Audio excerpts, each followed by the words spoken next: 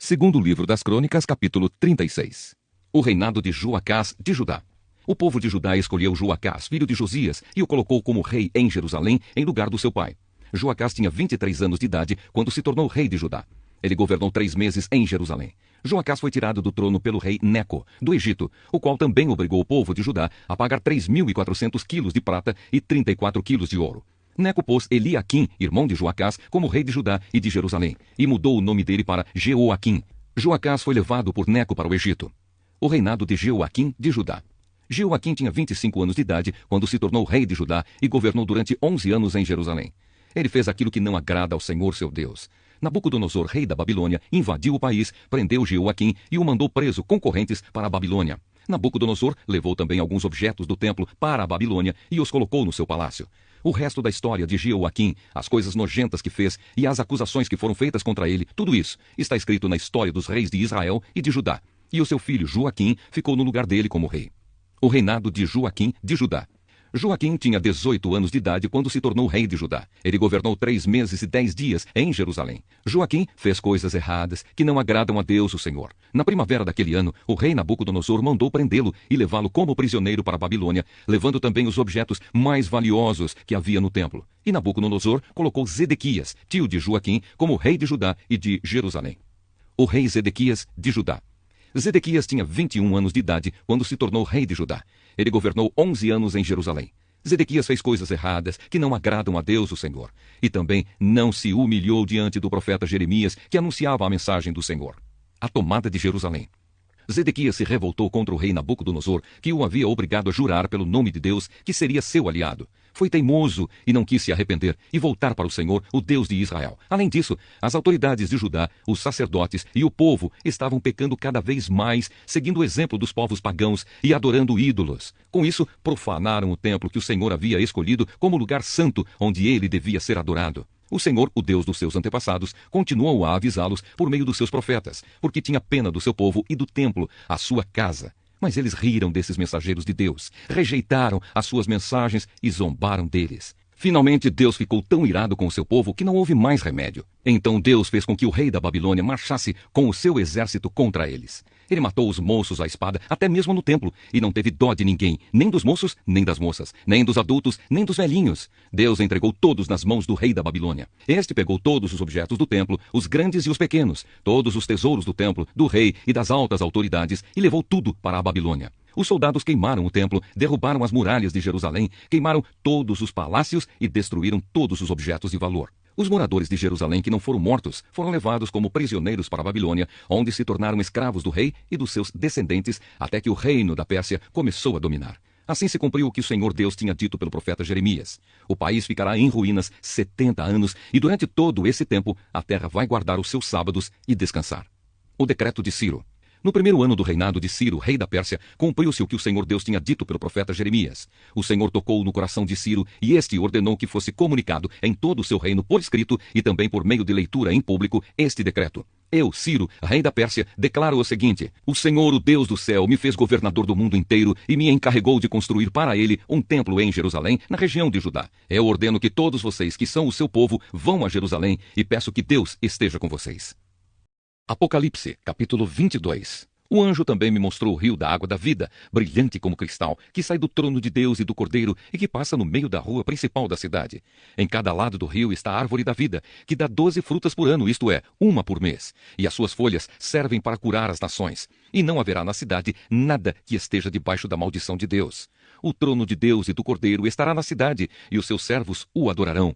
Verão o seu rosto, e na testa terão escrito o nome de Deus. Ali não haverá mais noite, e não precisarão nem da luz de candelabros, nem da luz do sol, pois o Senhor Deus brilhará sobre eles, e reinarão para todo o sempre. A vinda de Jesus. Então o anjo me disse: essas palavras são verdadeiras e merecem confiança. O Senhor Deus, que dá o seu Espírito aos profetas, enviou o seu anjo para mostrar aos seus servos as coisas que precisam acontecer logo. Escutem, diz Jesus, eu venho logo. Felizes os que obedecem às palavras proféticas deste livro. Eu, João, ouvi e vi todas essas coisas. E quando acabei de ouvir e ver, caí de joelhos aos pés do anjo que me mostrou essas coisas e ia adorá-lo. Mas ele me disse: Não faça isso, pois eu sou servo de Deus, assim como são você e os seus irmãos, os profetas, e todas as pessoas que obedecem às palavras deste livro. Adore a Deus.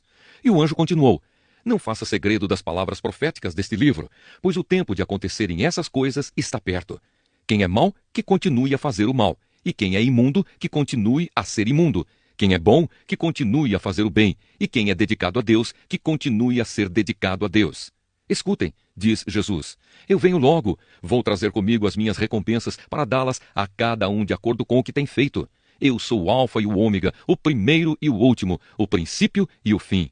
Felizes as pessoas que lavam as suas roupas, pois assim terão direito de comer a fruta da árvore da vida e de entrar na cidade pelos seus portões.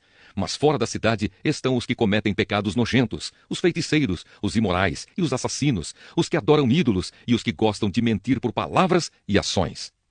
Eu, Jesus, enviei o meu anjo para anunciar essas coisas a vocês nas igrejas. Eu sou o famoso descendente do rei Davi, sou a brilhante estrela da manhã. O Espírito e a noiva dizem: venha. Aquele que ouve isso, diga também: venha. Aquele que tem sede, venha. E quem quiser, receba de graça da água da vida. Final. Eu, João, aviso solenemente aos que ouvem as palavras proféticas deste livro.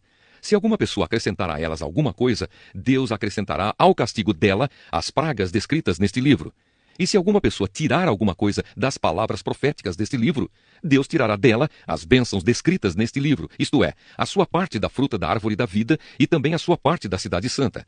Aquele que dá testemunho de tudo isso diz: certamente venho logo. Amém. Vem, Senhor Jesus, e que a graça do Senhor Jesus esteja com todos. Malaquias, capítulo 4. O dia do Senhor. O Senhor Todo-Poderoso diz: está chegando o dia em que todos os orgulhosos e todos os maus serão queimados como a palha e queimada na fogueira. Naquele dia eles queimarão e serão completamente destruídos. Mas para vocês que me temem, a minha salvação brilhará como o sol, trazendo vida nos seus raios. Vocês saltarão de alegria como bezerros que saem saltando do curral. Naquele dia que estou preparando, vocês pisarão os maus como se eles fossem o pó da rua. Lembrem da lei do meu servo Moisés, de todos os mandamentos e ensinamentos que eu dei a ele no Monte Sinai para todo o povo de Israel obedecer. Mas antes que chegue aquele grande e terrível dia, eu, o Senhor, lhes enviarei o profeta Elias. Ele fará com que pais e filhos façam as pazes para que eu não venha castigar o país e destruí-lo completamente. O Evangelho de João, capítulo 21. Jesus aparece a 7 discípulos. Depois disso, Jesus apareceu outra vez aos seus discípulos na beira do lago da Galileia. Foi assim que aconteceu. Estavam juntos Simão Pedro e Tomé, chamado o Gêmeo, Natanael, que era de Caná da Galileia, os filhos de Zebedeu e mais 2 discípulos. Simão Pedro disse aos outros: eu vou pescar. Nós também vamos pescar com você, disseram eles. Então foram todos e subiram no barco, mas naquela noite não pescaram nada. De manhã, quando começava a clarear, Jesus estava na praia. Porém, eles não sabiam que era ele.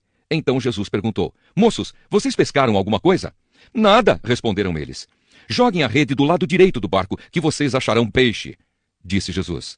Eles jogaram a rede e logo depois já não conseguiam puxá-la para dentro do barco, por causa da grande quantidade de peixes que havia nela. Aí o discípulo que Jesus amava disse a Pedro: é o Senhor Jesus! Quando Simão Pedro ouviu dizer que era o Senhor, vestiu a capa, pois havia tirado a roupa, e se jogou na água. Os outros discípulos foram no barco puxando a rede com os peixes, pois estavam somente a uns 100 metros da praia. Quando saíram do barco, viram ali uma pequena fogueira, com alguns peixes em cima das brasas, e também havia pão. Então Jesus disse: tragam alguns desses peixes que vocês acabaram de pescar.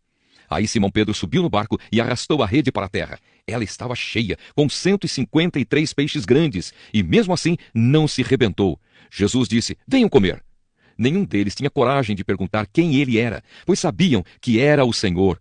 Então Jesus veio, pegou o pão e deu a eles, e fez a mesma coisa com os peixes. Foi esta a terceira vez que Jesus, depois de ter sido ressuscitado, apareceu aos seus discípulos. Jesus e Pedro. Quando eles acabaram de comer, Jesus perguntou a Simão Pedro: Simão, filho de João, você me ama mais do que estes outros me amam? Sim, o Senhor sabe que eu o amo, Senhor, respondeu ele. Então Jesus lhe disse: tome conta das minhas ovelhas. E perguntou pela segunda vez: Simão, filho de João, você me ama? Pedro respondeu: sim, o Senhor sabe que eu o amo, Senhor. E Jesus lhe disse outra vez: tome conta das minhas ovelhas. E perguntou pela terceira vez: Simão, filho de João, você me ama? Então Pedro ficou triste por Jesus ter perguntado 3 vezes: você me ama? E respondeu: o Senhor sabe tudo e sabe que eu o amo, Senhor. E Jesus ordenou: tome conta das minhas ovelhas. Quando você era moço, você se aprontava e ia para onde queria. Mas eu afirmo a você que isto é verdade. Quando for velho, você estenderá as mãos, alguém vai amarrá-las e o levará para onde você não vai querer ir. Ao dizer isso, Jesus estava dando a entender de que modo Pedro ia morrer, e assim fazer com que Deus fosse louvado. Então Jesus disse a Pedro: venha comigo.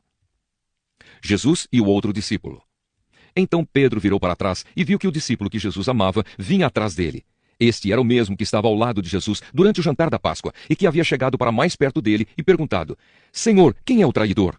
Quando Pedro viu aquele discípulo, perguntou a Jesus: O que diz, Senhor, a respeito deste aqui? Jesus respondeu: Se eu quiser que ele viva até que eu volte, o que é que você tem com isso? Venha comigo. Então se espalhou entre os seguidores de Jesus a notícia de que aquele discípulo não ia morrer. Mas Jesus não disse isso. Ele apenas disse: Se eu quiser que ele viva até que eu volte, o que é que você tem com isso? Este é o discípulo que falou destas coisas e as escreveu, e nós sabemos que o que ele disse é verdade. Final. Ainda há muitas outras coisas que Jesus fez. Se todas elas fossem escritas, uma por uma, acho que nem no mundo inteiro caberiam os livros que seriam escritos.